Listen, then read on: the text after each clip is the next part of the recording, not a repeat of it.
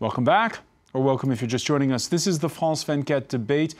We've been reacting to Vladimir Putin's first public statements since the February 22nd ouster of Ukraine's president and the subsequent move by Moscow's forces on the Crimean Peninsula. With us from London, Ben Judah, a journalist who penned a piece, we'll be talking about it perhaps in a minute, for Politico this week, and the author of Fragile Europe, How Russia Fell In and Out of Love with Vladimir Putin. From Brussels, Czech member of the European Parliament, Libor ROUCEK, and here in the studios, she's a former member of the Duma, Natalia, NAROCHNITSKAYA of the Russian Institute for Democracy and Cooperation, Cyrille BEGORRE-BRET, who teaches at the prestigious French Political Science Institute, Sciences Po, and journalist Catherine Field. Catherine, very briefly, what's your reading on Vladimir Putin and why he's speaking out for the first time now? He had to speak out after the moves in the Moscow stock market on Monday. The stock market lost a lot of value, the ruble was losing value. He also needed to show that he was in control. And I think when you look at how he spoke, the arena he chose, at Dacha rather than at the Kremlin, he was looking in some ways quite cool. He was very calm the way he talked. He was being tough and he was being soft.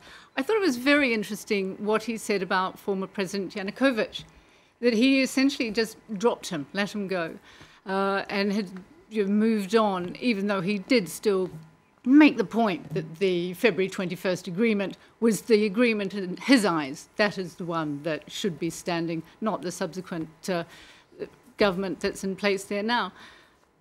It's very hard to read Vladimir Putin. One never know if he's saying this to keep people off his back. If this is what he says today, perhaps he'll say something tomorrow, something very different. All right, and there's been no bloodshed so far in Crimea. Some here in France likening it to the phony war at the beginning of World War II. But the tension's palpable. Earlier in the day, there were pro-Russian troops who'd taken control of the Belbek air base, firing warning shots in the air when some 300 Ukrainian soldiers demanded their jobs back. More on that atmosphere from France 24's team in Crimea. 20 kilometers from Simferopol, armed men in fatigues have taken up positions, surrounding the Ukrainian army. The troops cover their faces and license plates, but some remain visible. This one is clearly from Russia. If Russian troops have so far kept a low profile, so too have the Ukrainians. We're on our own territory.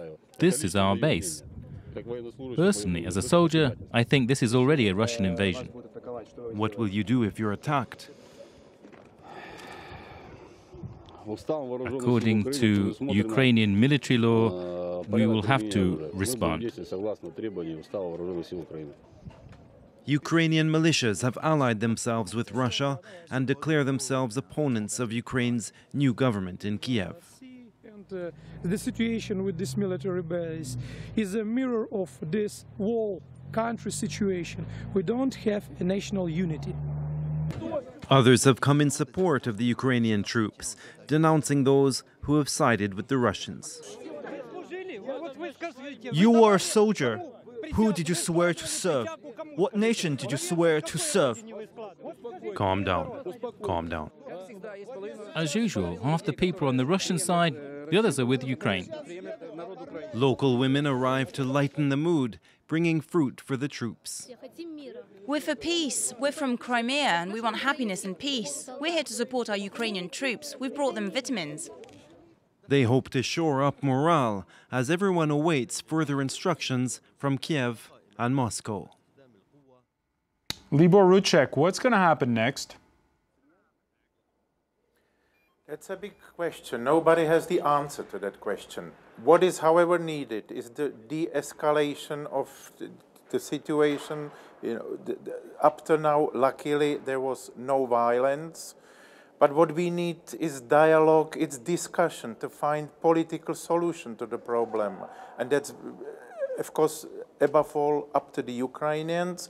But we, the EU, and I think it's also in Russia's interest to help. In other words, to talk either bilaterally or in the triangle, or we have OSCE. Yesterday the situation was discussed at the Security Council of the United Nations. So we have to look for diplomatic ways, because I think it's neither in interest of Ukraine nor in the interest of Russia, of course, nor in the European interest to have some military conflict.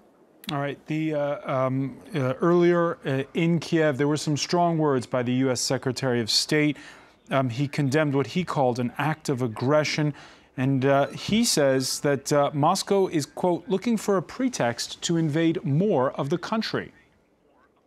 I think that it is clear that Russia has been working hard to create a pretext for being able to invade further. Russia has talked about Russian-speaking minority citizens who are under siege. They're not. We would like to see this de-escalated. We are not looking for some major confrontation. Natalia, NAROCHNITSKAYA, would you see the Russians further boosting their presence, not just in Crimea, but in the other Russian-speaking parts of Ukraine? Well, there is no need to enlarge presence of Russia in other eastern regions, because the eastern regions are very pro-Russians. And if they only beginning to feel that Russia might support them, etc., they immediately organize themselves, etc. Well, what we just heard voiced by the United States Secretary of State, just again, who is Washington to teach us international law? Russia is searching for pretext to say, what was the pretext to bomb Yugoslavia, etc.? You know, if the foundation and... So he's wrong when he makes that point that Russia has further pretenses on eastern Ukraine. No, I think he is wrong. I think he is wrong, and I stated at the beginning of our program what I think about Russian goals. That is to draw the red line and to show the West and the America, which is controlling the Kiev, revolutionary power, of course, that there should be negotiation and should be some new paradigm of political solution for Ukraine.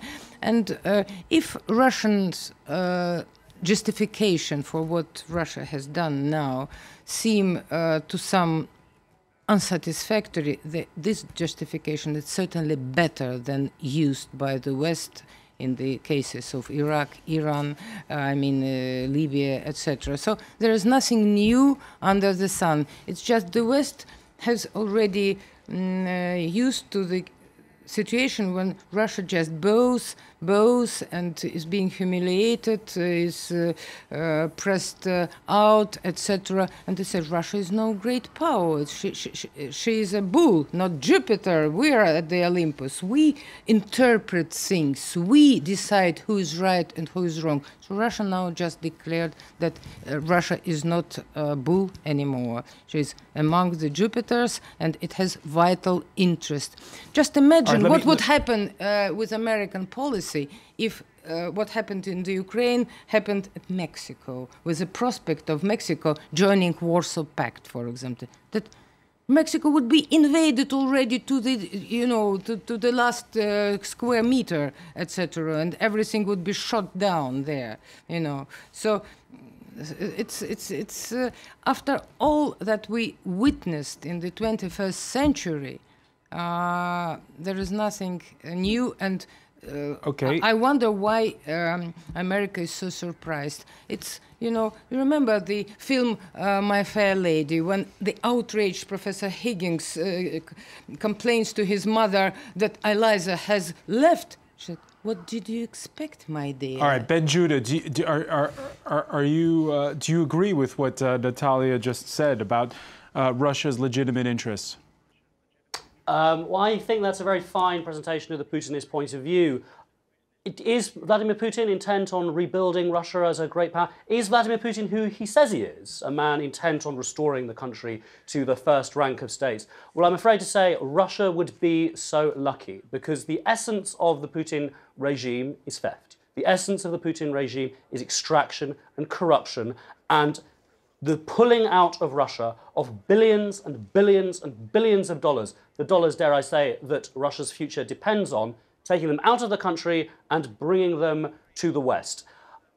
Every year, more than $30 billion leaves Russia, and more than 2/3 of it, according to the Russian Central Bank, is leaving the country based on illegal activities such as corruption, bribery, drug money, and money laundering. Okay, and here, let me tell you what's not going to happen next in this crisis. What's not going to happen next is any strong sanctions from London, from Paris, from Switzerland, from Austria, and from Germany.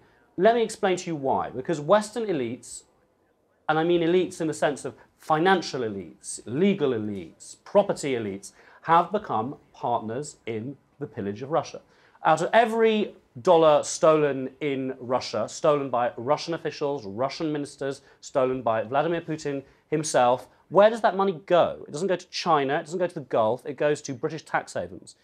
It's invested in British property. It's invested in French chateaux. It's invested in Austrian bank accounts. Vladimir Putin knows very, very well that in an era in which there's no growth in Britain and in France, the only way that the upper classes in these countries have found of making money is through skimming off oligarch rent. In Britain, the Prime Minister, David Cameron, says Britain is open for business. While that sounds very nice, what in practice that means is that Britain is selling off London property to the Russian oligarchy. Britain is encouraging the members of Putin's circle to invest in its banks and in its tax havens. And by permitting this to happen, knowing full well the money is extracted from theft, Britain is aiding the plunder of Russia. Vladimir Putin, he's not a kind of 19th century Bonaparte. Vladimir Putin is a smart guy, and he knows that in the 21st century, Britain and France and the rest of Western Europe have the morality of a hedge fund.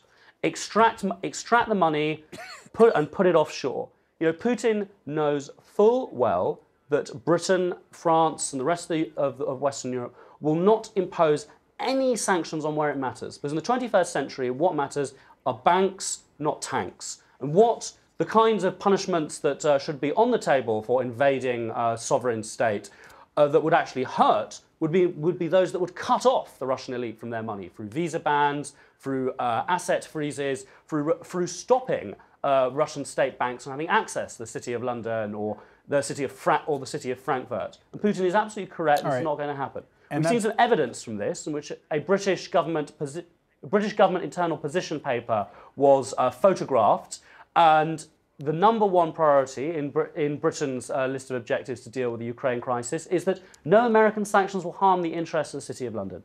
What does that tell you? What that tells you is that Britain's #1 priority in this crisis is the priority of a hedge fund, make money. And that's why Vladimir Putin is correct. Let me explain the dangers of this crisis. We just heard this very emotional appeal. The reality, though, is that Western Europe and Eastern Europe have been governed by an implicit pact between the great powers since 1945. And this pact was that redrawing the borders of Europe by force along ethnic grounds is the road to hell. And Russia, and I think this is a huge tragedy for a country whose historic achievement is the liberation of Auschwitz and the defeat of fascism, has become the first major power since the 1930s to embark on an expansionist policy of aggressively redrawing the borders of Europe by force. This is incredibly dangerous, because if no banking sanctions are placed now, and no on Russian banks, Ben-Judah, you're bringing us to the press review section of this discussion. The front page of conservative French daily newspaper Le Figaro is headline: Crimea, the Russians settle in, Europe hesitates.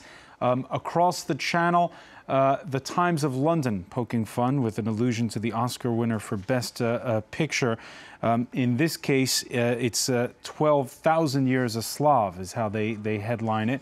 But Ben was mentioning it a moment ago there, the Daily Telegraph drawing the most attention with the story of that leaked internal paper inside the UK cabinet, inside the Prime Minister's office, recommending against trade sanctions or closing London's financial centre to Russian money. To be complete, Cyrille, I could even add to that the Wall Street Journal, which points to the fact that the French are busy delivering a $1.4 billion deal for 2 naval warships, one of which is named the Sevastopol. That's for sure. But I think one has not to be afraid or astonished about the fact that there are interdependence between Russia, Europe, France, or the UK. What I beg to disagree. But does that make sanctions impossible? No, it doesn't make sanctions impossible, since we are now looking for a graduate and proportionate way of diffusing the crisis. The sanctions that are to be implemented can be soft and then tougher and tougher.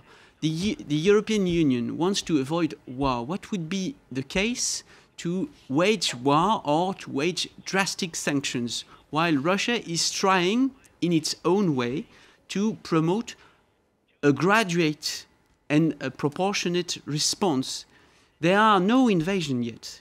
And what is now at stake for Europe is to show the stick and the carrot. Now is time for the stick. We have to show the Russians that we are able to implement... So what, for Europe, what is the stick? The stick is first to propose sanctions and visa sanctions and financial sanctions that are not... this is not small talk. These are real sanctions for the Russians, especially for the Russians' elite. This is not negligible for the Russian elites. And the carrot would be to show that we understand vital interest, but that we won't allow them to be counterparts to a disintegration of our own frontier in Ukraine. All right, Libor, ROUCEK, what would you like to see in that context come out of Thursday's European summit, and what do you expect to see? I expect that sanctions will be discussed. The question is, what type of sanction? You already mentioned some of them, targeted sanctions. I think also what would be quite appropriate, against wealthy people. As been said, the wealthy people have money in Western banks. They said they send kids to Western schools. So this could be, this could be done. So I expect this will be discussed. Also, what we need is the evaluation of trade issues, trade sanctions. I personally not in favor of sanctions because our economies are interdependent. That's how it should be in the 21st century. When we talk about London, there are banks. When we talk about some parts of Europe, Eastern Europe, the countries are dependent on Russian gas, for instance. So the issues are more complex. So how do you pressure Moscow in that case? Yes, sanctions have to be discussed. Also, what has to be absolutely clear, the Russians absolutely clear that if Russia wants to play part in the global politics in 21st century, it has to behave according to the international law, because it is not possible to invade a country as Adolf Hitler did in 1938 or Brezhnev in 1968. So this has to be clear. Russia wants to play part in global politics. It is an important country, but it has to behave. Russia also has to reform. But you're saying, hang on a sec, I don't understand. You're saying, you're saying, Libor ROUCEK, that Russia has to behave, but you're against sanctions. So what are you proposing? I'm not fully against sanctions, but we have to, we have to evaluate what type of sanctions, what can hurt. As I mentioned, for instance, some of the Russian oligarchs who wants to play part both in Russia and in the West. It cannot be. They have to decide which side they want to take, and. We in a longer term, yes, we want Russia to be part of the global cooperation, but Russia has to behave. Also, all right, let me bring in the economy. You mentioned already some parts. Without reforms, without deeply going, deep-seated reforms in Russia, without employing the Western know-how, the Western knowledge, the Western technology. You know, Russia will not reform and it will stagnate on this level or will go down. So that all has to be you know, clear for the Russians. All right, let's bring in the only non-European on this panel, Catherine Field. What do you see when you look at the discussion we're having? I see that there needs to be a lot of new thinking, first of all, that there is going to be no solution to this unless the European Union manages to have a really new type of dialogue with Russia, to explain to Russia that these various association agreements is not really going to hurt Russia in the way that Russia is reacting against. As also the only non-European here, I remember when I was in Berlin, when the Berlin Wall came down, and there was a lot of fear then with Russia, the Soviet Union as it was, that Europe was going to be on the doorstep, everything was going to go wrong. And a lot of diplomacy went on, a lot of talk went on between all the sides to bring Russia on board and make Russia realize that actually it was in its interest economically to, you know, step back, to take its foot off the aggression pedal. As far as I'm concerned, what some of your other guests have been saying is quite true. Europe has a relationship with Russia. It has an economic relationship. It is in recession at the moment. It needs Russia. Russia also needs Europe. So any type of sanctions are going to be difficult to impose. But it does need to really hit the people hard who are the ones propping up Putin, which are the oligarchs, who are the ones who like to come to Europe, like to have their kids in fancy schools. And, you know, maybe find a few Russian companies in Europe and have a look at that, just what their financial dealings are, pick holes in them, make it a bit difficult for them, and make it a bit difficult for them to go and have their ski holidays in the French Alps, and keep them, keep the pressure on them. All right, back in 2005, in his first incarnation as Russian president, Vladimir Putin gave a State of the Nation address where he regretted the fall of the Soviet Union.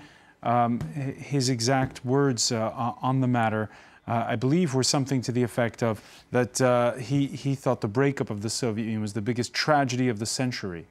Yes, I believe that. I believe that. I was there and I cried very much, although I was absolutely disillusioned with communism. I said, to hell with communism. We are sick and tired. But do you agree that the demise of the Soviet Union is a catastrophe now, with hindsight, listening to what Catherine has just said? Now that we see, the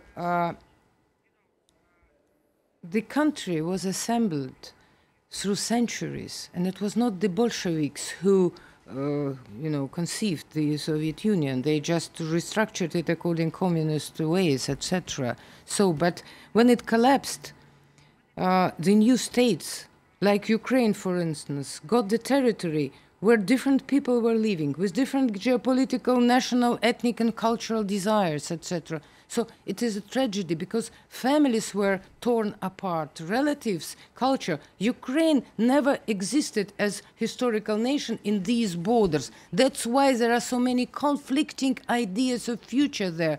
Eastern Ukraine are perfectly Russian territories given to them in 1923 when Bolsheviks conceived the Ukrainian Soviet Socialist Republic. The Central Europe composed out of Ukraine that joined Russia in 17th century. Then Russian Tsars liberated a lot of territories conquered by Poland, by Hungary and by Lithuania before, gave it to, and then Galicia, Stalin. So wait, why did he had Galicia? Minister Durnovo before First World War warned the Tsar that please don't take Galicia. Let's bring it back to the 21st century. So that's a tragedy. We see it now. It's very difficult to bring so different people in one historical project. With democratic measures, it was impossible, either for Yushchenko with Western orientation or for Yanukovych. All right, Cyrille BEGORRE-BRET, your thought. It's only a revolutionary change, an imposal. I'm really sorry. Just a side quick word on 2 points. First, the sanctions. Who is in the weak position? Russia, of course. It depends on Europe. Much more than Europe depends on Russia, especially in the current crisis, economic crisis in Russia. And second, concerning the assumption on which your argumentation is based, which is Ukraine does not exist as a nation state. This is, of course, entirely untrue. This is a metaphor. I'm sorry to say. Of course, but it's very difficult. one it never can, I think, existed in history before. we are going That's nowhere what I meant. if we are seeing just very briefly. plots and the non-existence of a nation state. Of course, there are many currents, differences within Ukraine. They are in France as well. Does it mean that Ukraine does not exist? No, of course. We're almost out of time. No, 30 seconds left. Ben Judah, who's got the better hands right? Ben Judah, who's got the better hand right now? The Russians or the West? What we saw with the Vladimir Putin just undertook wasn't a blitzkrieg, it was a blinkkrieg. And this confusion from Europe shows that the Europeans blinked first. All right, we'll leave it there. I want to thank you, Ben Judah. I want to thank Libor ROUCEK for joining us from the European Parliament in Brussels. Natalia NAROCHNITSKAYA, thank you for joining us. Cyrille BEGORRE-BRET and Catherine Field, thank you for being with us here in the France 24 debate.